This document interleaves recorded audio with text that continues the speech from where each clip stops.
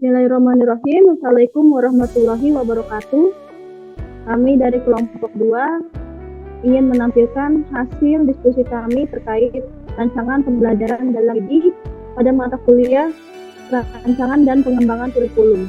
Perkenalkan, nama saya Ika Fitra Aryati dengan anggota lain Diana Indah Lestari, Galuh Linangsi, Gitalia Putri Oktaviani, Indah Nuryani, dan Intan Anggraini Putri. Untuk slide pertama akan dibacakan oleh Saudari Intan.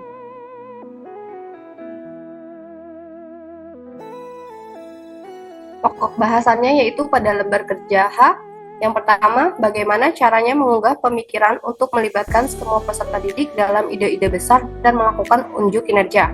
Yang kedua, situasi apa saja yang dapat melibatkan peserta didik untuk membuat ide-ide besar segera menarik, konkret, dan sangat penting.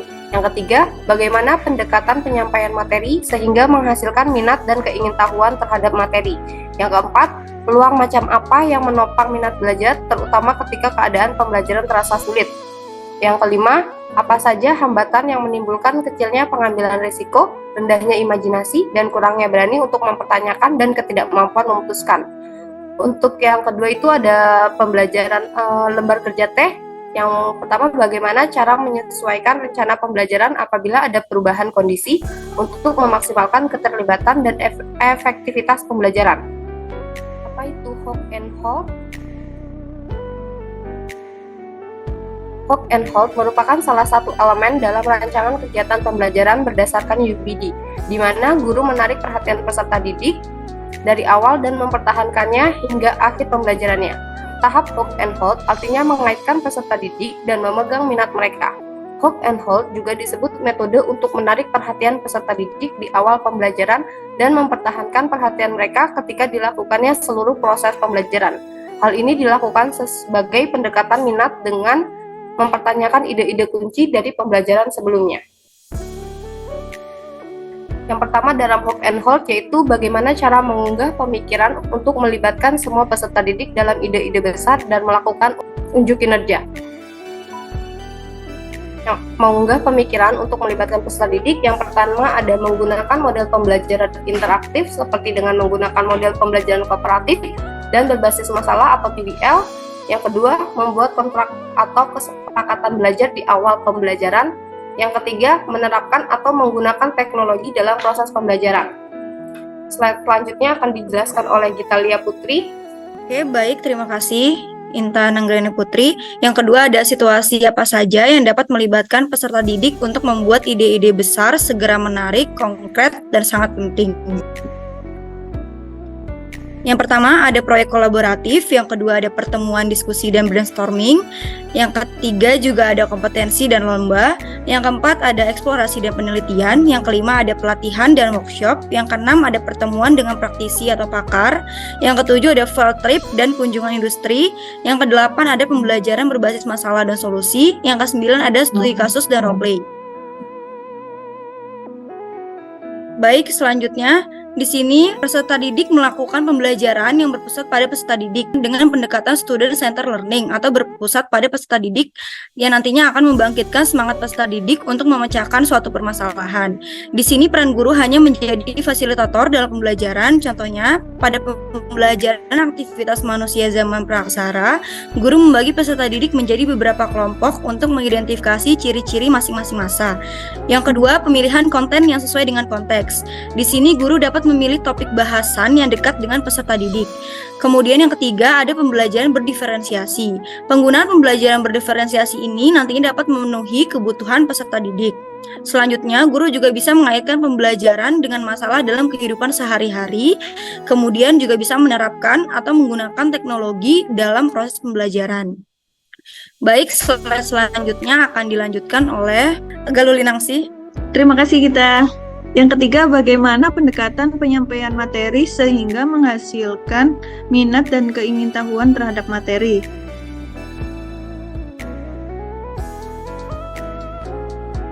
Pendekatan penyampaian materi sehingga menghasilkan minat dan keingintahuan terhadap materi yaitu menggunakan teknologi digital dan konvensional. Jika kondisi infrastruktur memungkinkan, sebaiknya guru menggunakan teknologi digital untuk pembelajaran. Sebaliknya, jika kondisi tidak sesuai, dapat menggunakan teknik tradisional seperti alat peraga laboratorium atau membuat alat peraga sendiri dengan menggunakan bahan yang tersedia di daerah tersebut. Dibacakan oleh Oke, saya akan melanjutkan. Itu adalah pertanyaan yang keempat, yaitu peluang macam apa yang bisa menopang minat pelajar, terutama ketika keadaan pembelajaran terasa sulit. Lanjut. Yang pertama adapun dalam proses pembelajaran dapat diselingi dengan ice breaking. Kemudian yang kedua, memberikan motivasi untuk peserta didik dalam pembelajaran.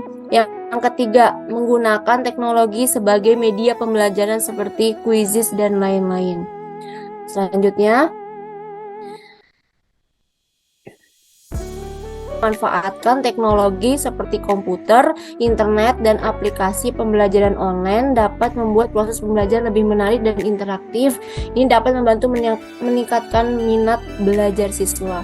Pembelajaran yang mendorong partisipasi aktif siswa seperti pembelajaran berbasis proyek atau pembelajaran berbasis masalah dapat membuat pembelajaran lebih menarik dan relevan bagi siswa.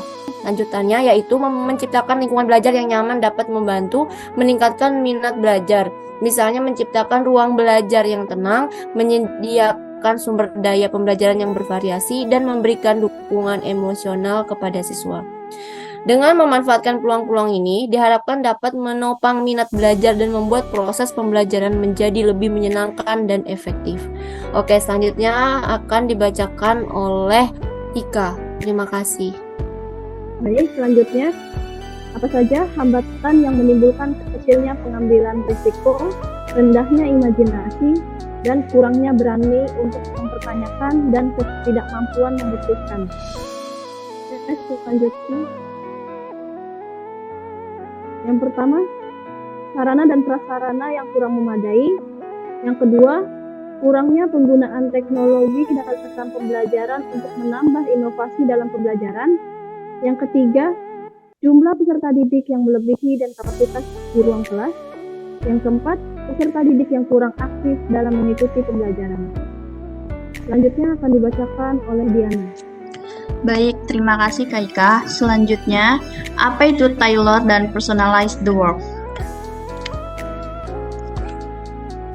Yaitu memberikan siswa banyak kesempatan untuk memikirkan kembali ide-ide besar, merefleksikan kemajuan, dan merevisi pekerjaan mereka. Kemudian juga peserta didik memiliki beragam latar belakang dan tingkat pemahaman yang berbeda-beda. Oleh karena itu, sangat penting bahwa rencana pembelajaran memungkinkan adanya variasi dalam konten dan hasil karya peserta didik. Namun, tujuan pembelajaran dan kriteria penilaian tetap sama untuk semua peserta didik. Pertanyaannya yaitu, bagaimana cara menyesuaikan rencana pembelajaran apabila ada perubahan kondisi untuk memaksimalkan keterlibatan dan efektivitas pembelajaran? Yang pertama, tetap memfokuskan pembelajaran kepada rumusan tentang hasil yang diinginkan. Yang kedua, guru harus memahami secara mendalam langkah-langkah rencana pembelajaran where to, sehingga ketika menghadapi perubahan kondisi di kelas, guru tetap dapat melaksanakan kegiatan pembelajaran yang mengacu pada langkah-langkah where to tersebut. Dengan begitu, aspek keterlibatan peserta didik serta keefektivitasan pembelajaran pun tetap terjaga. Yang ketiga, guru harus bersifat adaptif, inovatif, responsif, dan kreatif.